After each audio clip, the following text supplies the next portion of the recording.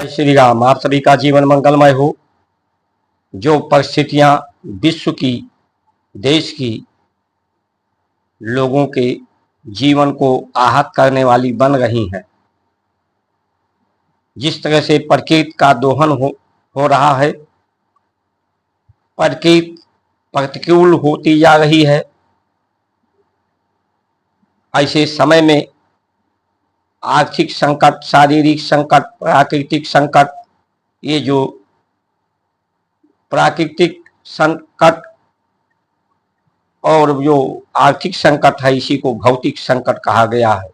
ये जो संकट है, दैहिक, दैविक, भौतिक तापा, राम राज काहू को ना व्यापा, ये तीनों संकट से छुटकारा पाने का एक ही उपाय है, वो राम राज की स्थापना। इसलिए राम राज की स्थापना के लिए ये वीडियो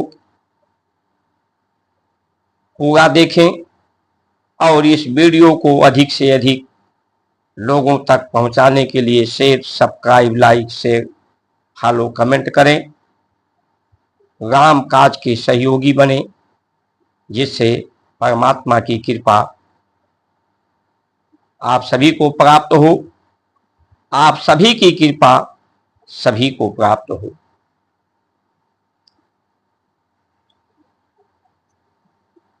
असुर निकंदन भय भंजन, कुछ आन करो, पवन तनय संकट मोचन, कल्याण करो। राम राज का स्थापना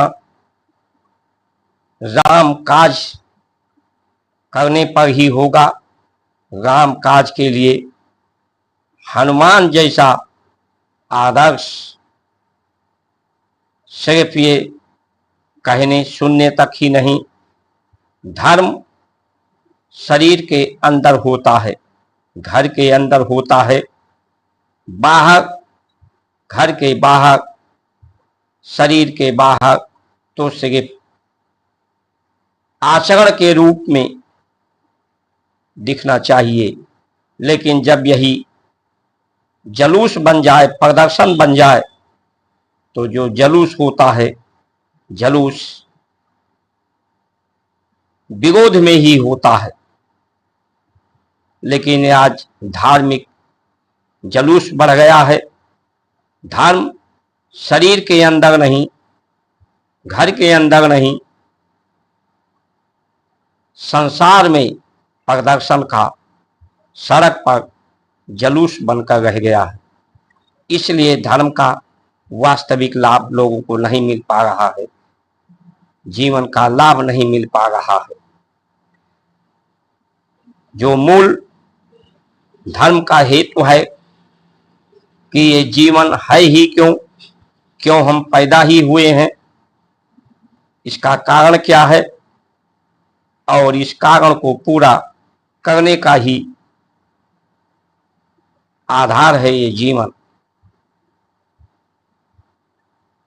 ये जीवन मिला है सबका सहयोग करने के लिए, सरोकार करने के लिए, शांति स्थापित करने के लिए, संतुष्ट रहने के लिए, सुगंध को बढ़ाने के लिए। इसी का यही सदुपयोग है। जो प्राण पवन तनय संकट मोचन, पवन यानी वायु, वायु का ही ये स्वरूप, तन में वायु की मात्रा ज्यादा हो, यानी प्राण की शक्ति हो, प्राण पर के गति पर नियंत्रित हो। प्राण के गति पर नियंत्रित करने के लिए आहार का शुद्ध होना, सुपाच्य होना, कि उसे पचाने के लिए प्राणों की गति तेज ना हो। प्राण की गति जितनी धीमी रहेगी, उतना ही इंद्रियां शांति रहेंगी, मन चित्त बुद्धि में शांति रहेगी। उतने ही जरूरतें आपकी कम हो जाएंगी। ऋषियों ने हमारे जीवन की जरूरतें कम से कम प्रयोग करने की बताई है। जो उपाय दिया है उसमें जो जरूरत है जीवन की, वो प्राकृतिक के माध्यम से सहजता से उपलब्ध हो जाने वाली जरूरतें हैं जीवन की। गौ माता के द्वारा, फलों के द्वारा,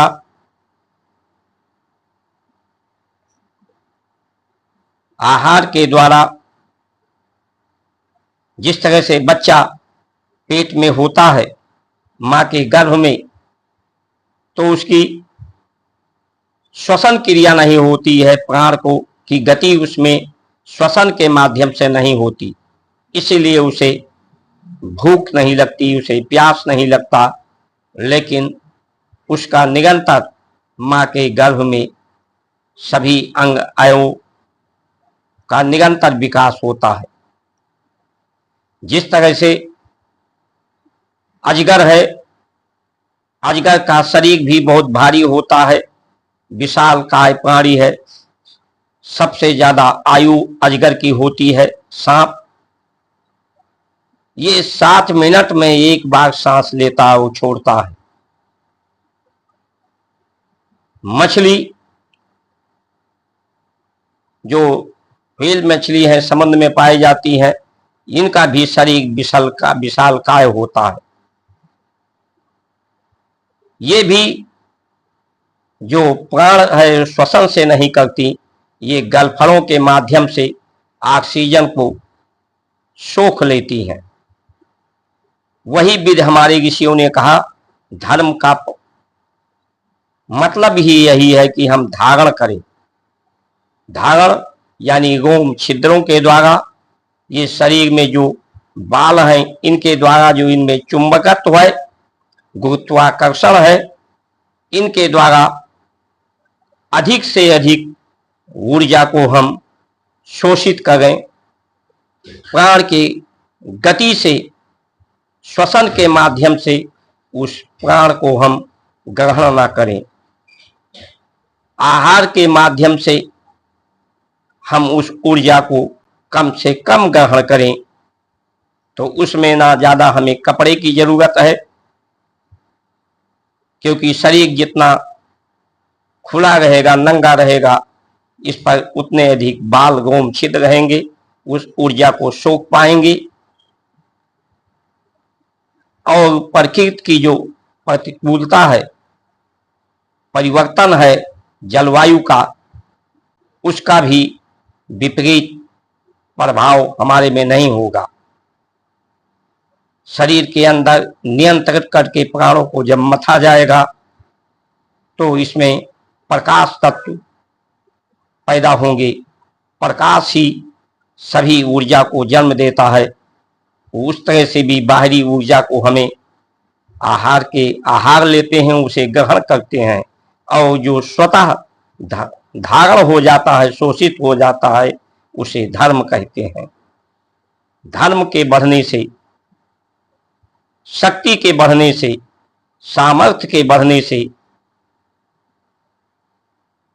सहन शक्ति के बढ़ने से, पाचन शक्ति के बढ़ने से, स्मरण शक्ति के बढ़ने से, ये जो दुख हैं संसार के, ये शून्य हो जाते हैं। जिस तरह से डॉक्टर ऑपरेशन के समय शून्य का इंजेक्शन देता है, तो दर्द का अनुभव नहीं होता। संसार में दर्द है, दुख है, दुख ही इसका आधार है संसार के होने का। इसलिए दुख को समाप्त नहीं किया जा सकता, सिर्फ उसे सहने की शक्ति बढ़ा करके आत्मशक्ति, आत्मविश्वास, आत्मनिर्भरता के द्वारा ही हम उस दुखों से, संकटों से पार पा सकते हैं। जो ऋषियों ने हमारे संकेत किए हैं, जीवन का अभ्यास, अनुसंधान, अनुष्ठान दिए हैं, वक्त का, संकल्प का, उसका हम पालन करें, तो हम पूर्ण रूप से आत्मनिर्भर बने। भारत की जलवायु भूमंडलीय अवस्था विश्व से अलग है। यहाँ भारत का पर्याय सिर्फ जो नक्शे में है भारत, उसी को भारत नहीं कहते। भारत जहां तक भास्कर शब्द से आया है, यानी सूर्य की प्रकाश जहां तक जाती है, सूर्य की ऊर्जा जहां तक है, उसी के ऊर्जा के कारण जीवन और उत्पत्ति, संचालन है, निवारण है, वहां तक भारत है। इसीलिए हम पूरे विश्व की कल्याण की बात करते हैं। तो आज ये जरूरतें जो बढ़ाई गई हैं, ये जरूरतें हमारी वास्तविक रूप से नहीं है। जिस वेशभूषा का हम उपयोग कर रहे हैं, जिस भाषा का उपयोग कर रहे हैं, जिस साधन सुविधा का प्रयोग कर रहे हैं, जो खाद्य पदार्थों का प्रयोग कर रहे हैं, ये हमारी जरूरतें नहीं है। ये जरूरतें उन विदेशियों की है, क्योंकि वहां की जलवायु यहाँ की जलवायु से भिन्न है। वहां अधिक से अधिक ठंडी पड़ती है। कुछ देशों में तो वहां कुछ पैदा ही होने की संभावना नहीं है, तो उन्हें इसकी जरूरत ज्यादा पड़ती है, कपड़ों की, आहार दूसरे देशों से व्यवस्था की। कुछ देशों में अधिक से अधिक ठंडी पड़ती है, अधिक से अधिक गर्मी पड़ती है, लेकिन उनकी जरूरतें, अपनी जरूरतों को पूरा करने के लिए भारत के लोगों को वही जरूरतें उन्हें आवश्यक बताई कि जीवन के सुखी के लिए अपनी जरूरतों को भारत के लोगों पर थोप दिया। एक समय था कि भारत से लोग सीखते थे, भारत की भाषा, वेशभूषा, जो सबको सीखने की आवश्यकता है, जिससे विश्व का कल्याण है। आज भारत विश्व से सीख रहा है, इसलिए आत्मनिर्भरता समाप्त होती जा रही है।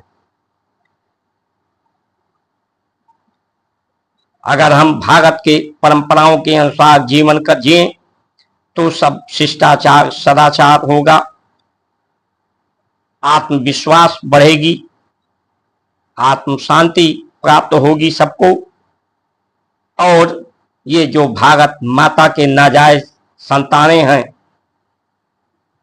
भारत माता का पर्याय हमारे कहने का या शास्त्र सम्मत जो है, भारत यानी सूर्य, माता यानी पृथ्वी, पृथ्वी और सूर्य पिता और माता धरती के जो संतान हैं, जो संतान अपने लक्ष्य और माता पिता के लक्षण के अनुरूप कार्य नहीं करता, उसे नाजायज संतान ही कहते हैं। ये नाजायज संतान जिनकी जरूरत बढ़ा ली है, जरूरत बढ़ने से इनकी जरूरत बढ़ गई है, उनकी जरूरतों को हम पूरा कर रहे हैं, इसलिए उनकी जरूरत बढ़ गई है। प्रकृति और सृष्टि को बीमार करने का विरोध सिर्फ जानवरों में होता है, जो अज्ञानी होते हैं। बैर सिर्फ जानवरों में होना चाहिए, लेकिन आज का एक इंसान का शत्रु बन बैठा है। ये कहाँ की इंसानियत है, कहाँ की मानवता है।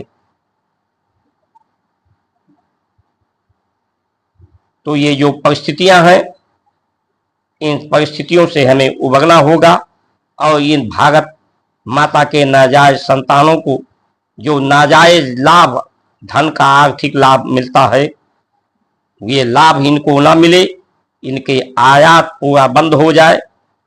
भारत में जो प्राकृतिक रूप से उपलब्ध है उसका हम उपयोग करें, धरती और प्रकृति का हम सहायता करें। जैसा ऋषियों ने कहा, धरती के मर्म को बनाए रखें गौ माता के गोबर से और संसार के कचरे से धरती में डालकर यज्ञ करके प्रकृति का सहायक बने, पवित्र करके और मानव शरीर की जरूरतें कम करके प्राण की गति में नियंत्रित करके